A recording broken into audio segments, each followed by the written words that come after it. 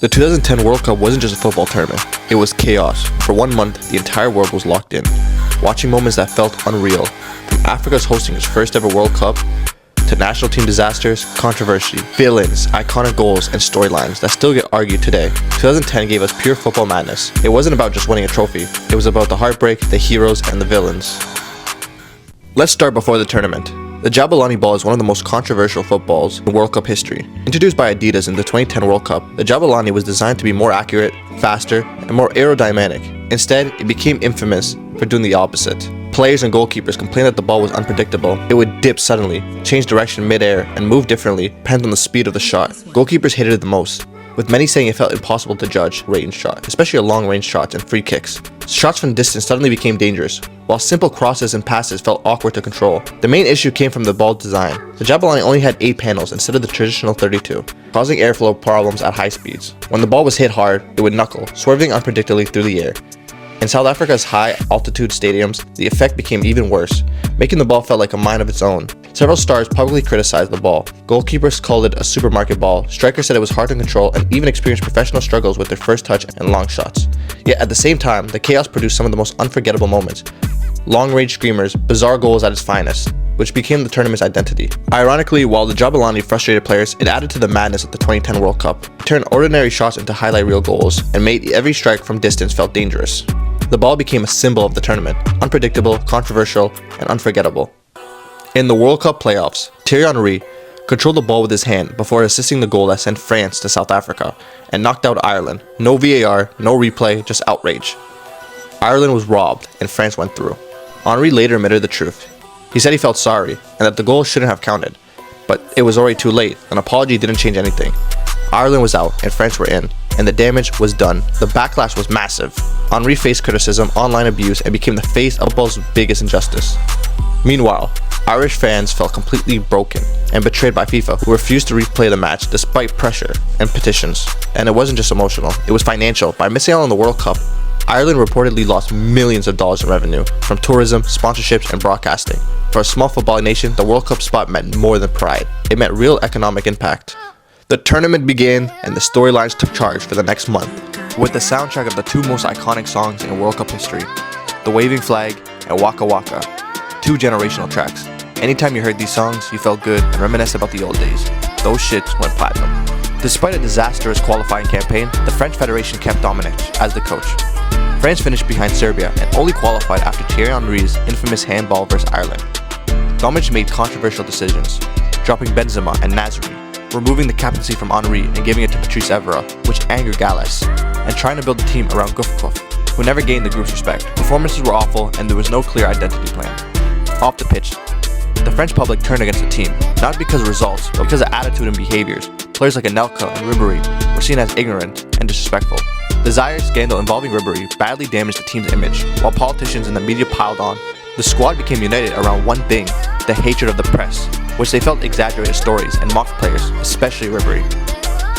The warm-up games were poor, including a loss to China. France opened up the tournament with a dull 0-0 draw versus Uruguay. Against Mexico, France needed a win.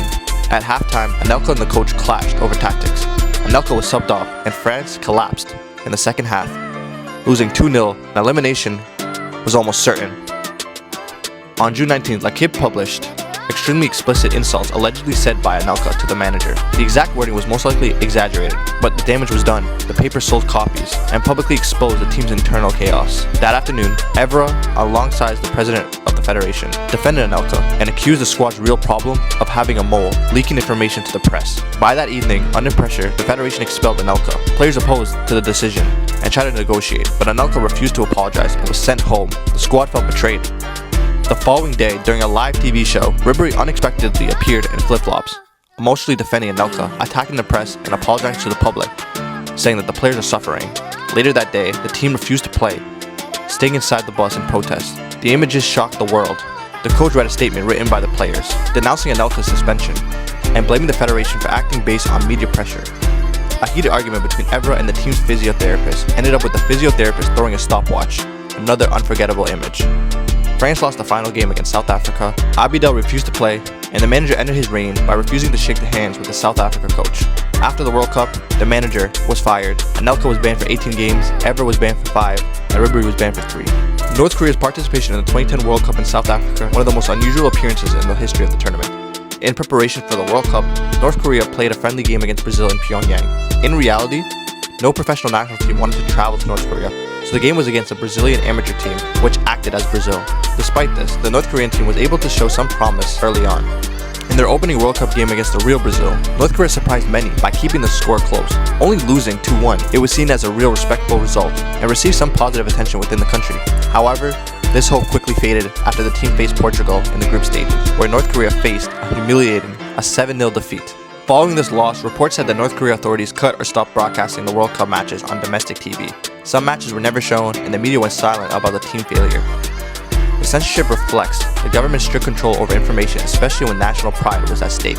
Losing so heavily conflicted with the carefully crafted image of the strength and success that the regime wants to project. After losing all 3 matches, the North Korean team was reportedly punished upon return. Players were forced to attend 6-hour-long meetings where they were criticized for failing the nation and its ideologies. Hundreds of officials, athletes, and students were reportedly present. Most players were blamed for their poor results, although 2 who played football in a club in Japan were spared.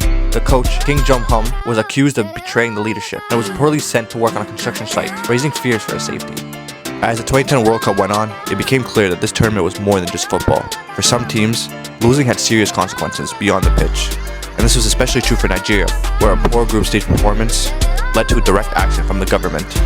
After Nigeria were knocked out of the group stage in the 2010 World Cup, the country's president announced a 2-year ban on the national team from international football, blaming poor performance and corruption. The decision caused backlash from FIFA, which forbade government interference in football. Facing threat of suspension, Nigeria quickly reversed the ban and was lifted only a few days later. This tournament gave us ridiculous goals and moments. Honda scoring screamers, he mastered how to use the ball. Diego Forlán 2010 World Cup was special because no one expected it. Early in his career, Forlán was seen as an average striker at the very top. His time at Manchester United, he struggled for confidence and never really fit the team. In England, he was remembered as a flop rather than a star. Things changed when he moved to Spain. At Villarreal and Atletico Madrid, Forlán found his level. He played with more freedom, scored a lot more goals. Even then, he was respected, but he wasn't seen as a global star. The 2010 World Cup changed everything. Diego Forlán famously mastered the unpredictable 2010 World Cup ball through early preparations, requesting it months in advance to train with Atletico Madrid. Forlán mastered it. In South Africa, he was Uruguay's best player by far. He was the leader of the team, and by the end of the tournament, the Manchester United flop had become the best player of the World Cup, winning the Golden Ball. Fast forward to the quarterfinals of the World Cup. The quarterfinals between Ghana and Uruguay at the 2010 World Cup is one of the most emotional matches in World Cup history. Africa was hosting the World Cup for the first time, and Ghana were carrying the hopes of the entire continent on their back. No African team has ever reached the semifinals of a World Cup before. The match was tight and intense. Ghana scored first. Uruguay equalized with a Diego Forlán free kick, and the game went on to extra time. Both teams were exhausted, but Ghana kept pushing, knowing history was close. In the 120th minute, Ghana had a final chance. A header was clear off the line, and then another shot followed. Luis Suarez stayed on the goal line and blocked the ball with his hands. It was deliberate. The referee gave Suarez a red card and awarded Ghana a penalty. Everything stopped. Asamoah stepped up to take the penalty. He was Ghana's best player by far and a regular penalty taker, but it was more than just a normal penalty. Scoring would send Ghana into the semifinals and make history for Africa. The pressure was enormous, and Asamoah hit the penalty hard, but he smashed against the bar. He dropped to his knees in shock. Ghana players collapsed, some in tears, others unable to move. A moment that felt destined suddenly turned into cruelty. Meanwhile, Luis Suarez, the villain in all this, was celebrating wildly, walking towards the tunnel. The match went into a penalty shootout, but Ghana never recovered. Uruguay won the shootout and qualified for the semifinals. After the match, Asamoah felt the weight of the miss for many years. He later said that he felt like he let Africa down. Meanwhile, Suarez later said that he would do it again because it saved his team. His actions were legal within the rules. He was punished with a red card, but many saw this as wrong, and it's still a debate to this day.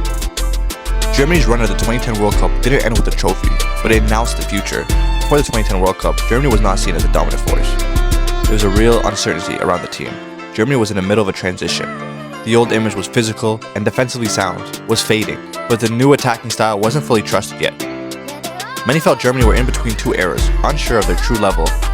Injuries added doubt too, with Michael Ballack, the team leader and most experienced player, missing the tournament. Without him, questions were raised about leadership. Could such a young team handle the pressure? There was also skepticism about the new generation. Players like Thomas Müller, Mesut Ozil, Neuer, Toni Kroos, Matt Hummels, Sami Khedira, Podolski were talented but unexperienced at the highest level. Expectations were modest. Then the World Cup began and everything changed. Müller exploded on the world stage. At only 20 years old, he finished the top scorer of the World Cup, winning the Golden Boot. His movement, intelligence, and composure made him impossible to stop. Ozil was the creative heart of the team, with elegance, vision, confidence well beyond his age. Every attack seemed to flow through him. Podolski, often underrated, was outstanding. His energy, directness, powerful left foot gave Germany a constant threat on the wing, especially in big knockout wins. Looking back, the 2010 World Cup was the clear preview. 4 years later, that same core matured, added leadership and experience, and dominated the 2014 World Cup. The 2010 World Cup final brought two of the strongest nations of that era, Spain. Schneider was damn near a Ballon d'Or winner in 2010. With an incredible treble season with Inter Milan, it was a no-brainer he was one of the best players in the entire tournament. And his partner in crime, Arjen Robben, you know what he was going to do, I knew what he was going to do, we all knew what he was going to do. Once he cut on his left foot, you might as well start walking to the center circle, because it's in the back of the net. But unfortunately, it wasn't enough to be the greatest national team we've ever witnessed. In Spain. At this point, Spain was the most dominant team I've ever witnessed. Between 2008 and 2012, Spain introduced something different, a style built on possession, short passing, and patience that came to be known as tiki-taka. It redefined how football could be played. Tiki-taka emphasized keeping the ball, moving it quickly from player to player, and making opponent chase shadows. Spain controlled matches by controlling the ball. Players constantly moved into space, creating passing triangles, and never panic under pressure. This meant Spain didn't attack. They dictated when the attacks happened. The 2010 World Cup was the moment tiki-taka fully took over the world of football. Spain didn't win the tournament by overpowering teams or scoring a lot of goals. They won it by controlling everything, the ball, the tempo, the rhythm, and even the emotions of their opponents. If Spain had the ball, the other team couldn't hurt them. The 2010 World Cup in Africa was unforgettable. It felt different from any tournament before. Full of energy, noise, and emotion, the atmosphere was electric and the fans were passionate. Every game felt unpredictable. There were so many shocks, crazy storylines that kept everyone talking, and we still talk about these stories to this day. It wasn't about football, it felt like a celebration of an entire continent, which made the tournament feel so special. If you enjoyed the video, give it a like and subscribe, and I'll see you in the next one. Peace.